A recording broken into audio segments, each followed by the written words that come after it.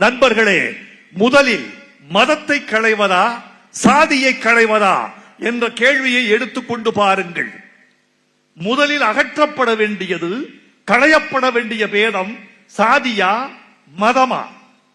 பெரியாரிடம் ஒரு வாசகன் கேள்வி கேட்டான், ஐயா, 2 பேதங்கள் உள்ளன, ஒன்று சாதி, இன்னொன்று மதம்.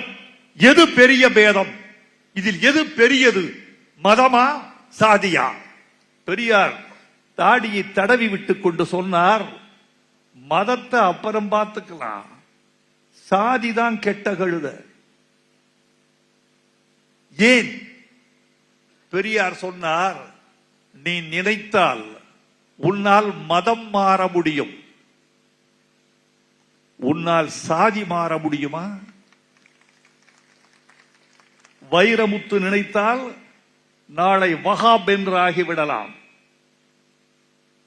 சத்தியமூர்த்தி நினைத்தால் ஜார்ஜ் ஆகிவிடலாம். ஆனால் ஒரு நாயக்கர் நினைத்தால் நாடார் ஆகிவிட முடியாது, நாடார் தேவராகிவிட முடியாது, தேவர் பிள்ளையாகிவிட முடியாது, பிள்ளை வன்னியராகிவிட முடியாது. மதத்தை விட வேரோடி கிடப்பது சாதிதான்.